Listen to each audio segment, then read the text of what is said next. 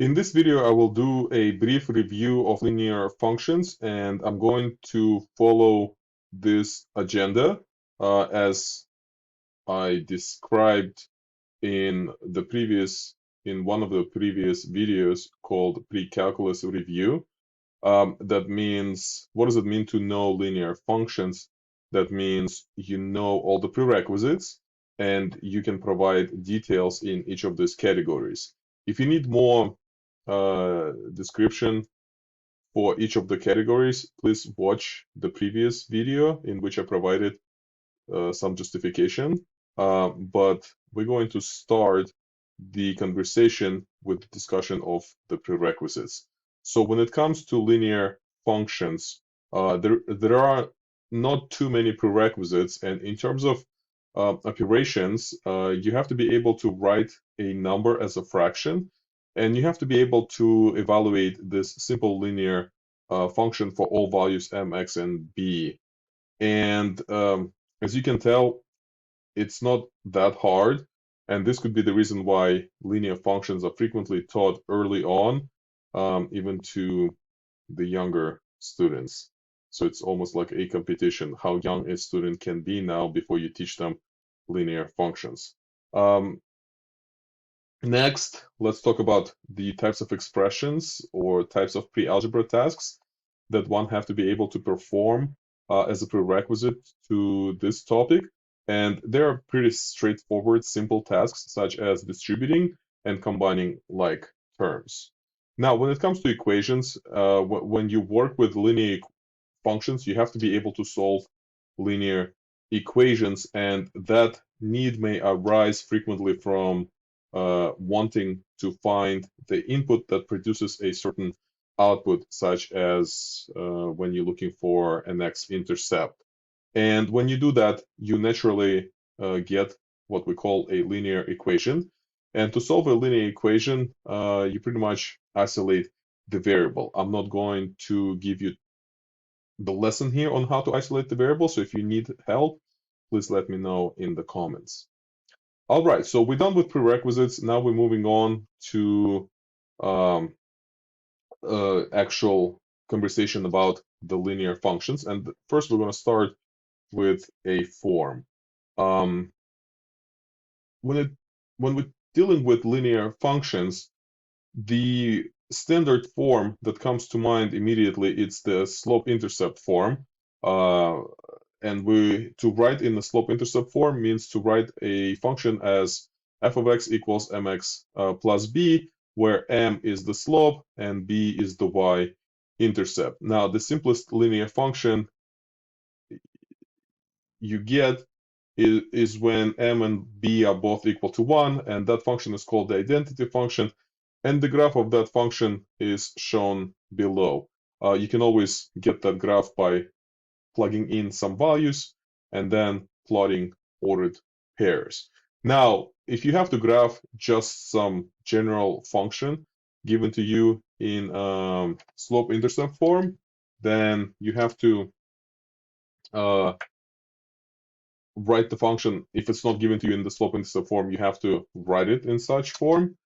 And once you know what your slope and intercept are, you start with plotting the y-intercept, and then you used this little formula for the slope to plot the other point by simply going from whatever your y-intercept, you go up, that's called rise, and you go to the right, that's called run. So if rise is negative, then you go down. If run is negative, then you go to the left. Once you have those 2 points, you can connect those 2 points and extend them to form the line. Now, depending on the slope, the graph may take one of the following 3 distinct shapes. M equals 0 gives you a horizontal line. When your m is positive, you get something that increases from left to right. And when your m is negative, you get something that decreases from left to right. You should know the effect of the slope, or rather the effect of the sign of the slope on the shape of the graph. Once you have the graph, as I previously stated, you should be able to discuss domain and range. and domain of linear function is always all real numbers. So there are no constraints at all. So you can plug anything and you will get something. However, the range of linear function depends on the slope. If the slope is 0, remember, when the slope is 0, all you get is the horizontal line, which is the same output. So when all you get is the same output, your range is just made of a single value. However, if m is not 0, then you get the entire real number line as the range of the function, because as you can tell from these images, you're eventually going to hit any horizontal line in the upward and downward direction. So that means the range is all real numbers. Now, let's talk about intercepts. The y-intercept can be obtained by plugging in 0, but we don't need to do that because we all already know that b is called the y-intercept. So it's right there in the slope-intercept form. However, to find the x-intercept, you always have to plug in 0 for the output. That means you have to solve this linear equation. This linear equation is pretty straightforward, so you can find the y-intercept as this formula. However, I don't have this formula memorized. I don't think you should. It's always easier to just plug in 0 for the output and solve equation as you need it. There's no need to worry about it ahead of time. Now, you should know that linear functions always have at least one y-intercept by nature, and the number of x-intercepts really depends on the values assigned to m and b. So you have no x-intercepts when m is 0 and b is not 0. You have one x-intercept when m is not equal to 0. Those are kind of the cases you see over here.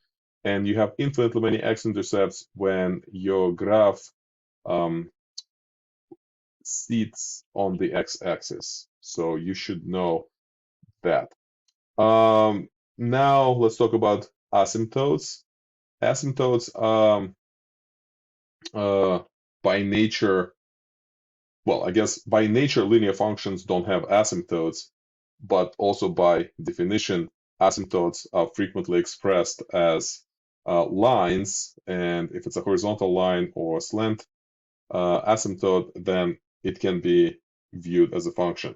So again, we may not be dealing with asymptotes when working with linear functions, but we may be working with linear functions when working with asymptotes for some other functions, which is important for you to remember. Now, it's important to also remember off the top of your head that linear functions are continuous. And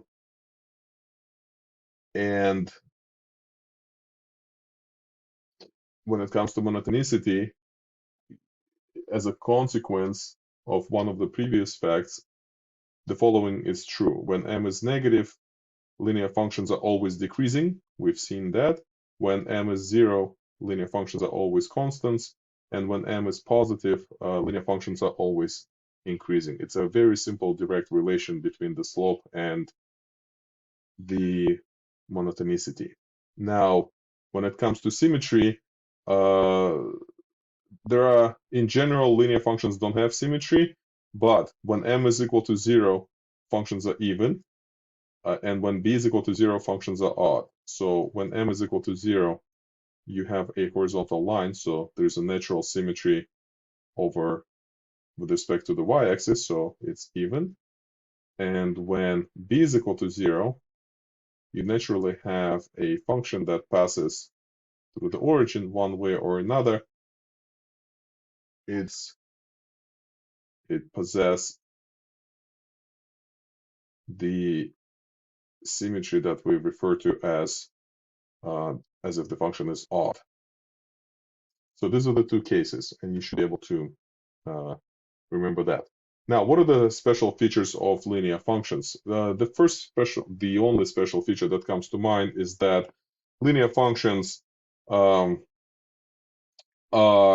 the functions that have constant rate of change. So as we move on to calculus, rates of change is something that we will be considering. and linear function is the function that has the constant rate of change. And you can compute that constant rate of change using any 2 points, as we have seen previously by using this formula, rise over run. So this also the formula that can help us with finding the equation. So as I said before, generally speaking, a function with 2 parameters requires 2 points. So when 2 points are given to you, you should be able to find the equation of this linear function. So one way is to find the slope and then use the point slope formula. Again, I'm not going to give you too many details. So if you need me, please let me know in the comments. But briefly speaking, once you have the slope and the point, you can use the point slope formula to find the equation of the line.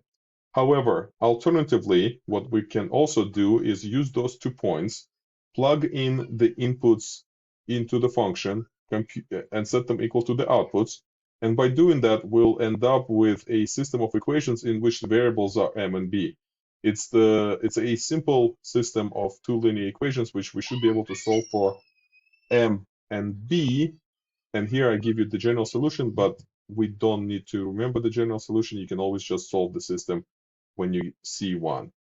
And sometimes we have seen those in algebra, those types of problems when information about the slope is given to you somehow by providing a fact, some fact about the line and its relation to some other line. So you've seen that before.